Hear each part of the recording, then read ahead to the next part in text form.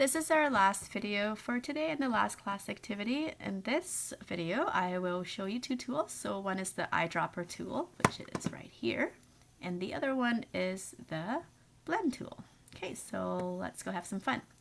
I'm going to begin by placing a JPEG. So I'm going to go to File, Place, and you can really place any JPEG that you have. I'm going to place an activity one from last class. Here we go.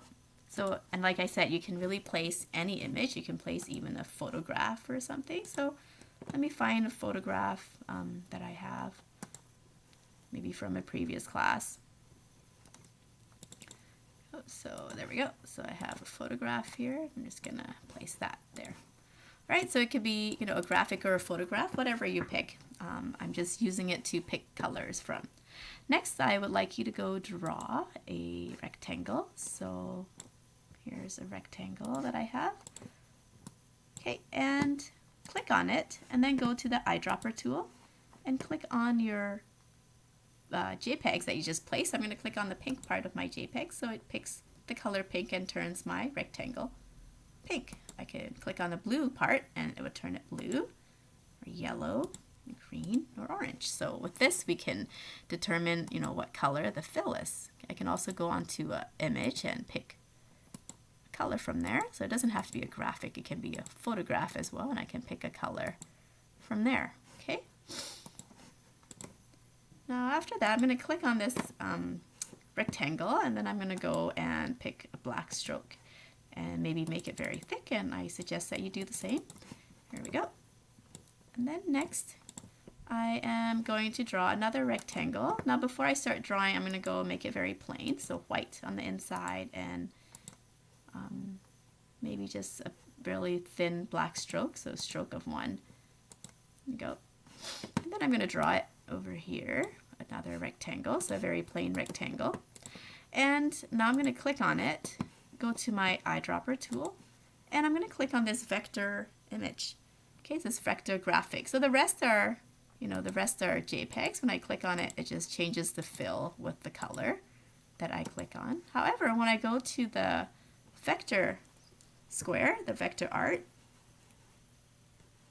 the Illustrator shape that I just drew with a black stroke, when I click on that, it takes on not just the fill, but also the stroke. So whatever style that graphic is in.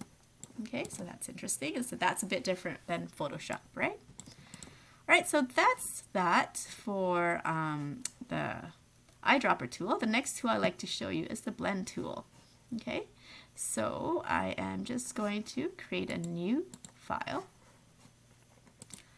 Right, and then after that, I'm going to go create some stars. So I'm going to go over to my star tool.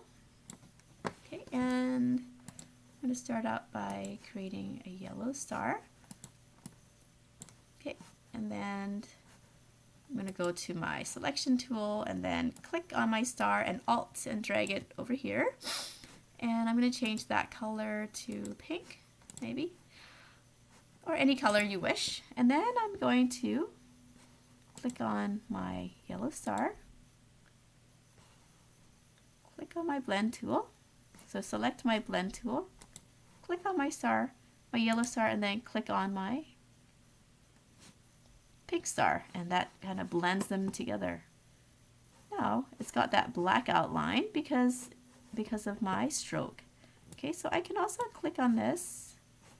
Oh, I can click on it. I can right click on it and actually undo make blend. And I can actually determine how many steps it takes to change from pink to black.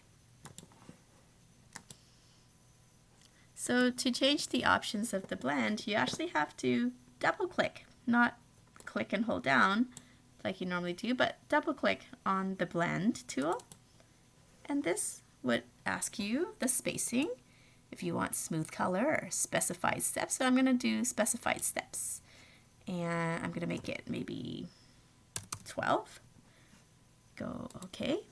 And then I've already clicked on the yellow star. Now I'm going to click on the pink one, and then that's going to take 12 steps to make it from yellow to pink. Okay. And of course you can go edit, undo blend, and before I get started I can take away the stroke because I think my blend will look a bit nicer without the stroke. Okay, then there we go, let's try that for pink. And here we have it. Alright, so I would like you to kind of play around with the blend tool. You don't have to use stars, you can use a different shape.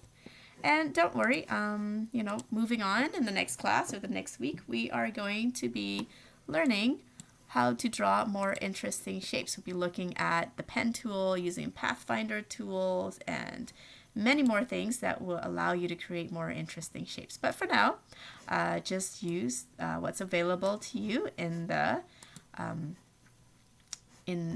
shape tools here and create a nice blend from one color to another. And you can go to File, Export, Export As, and this is your final activity for the day, activity 5. Okay, and I would export that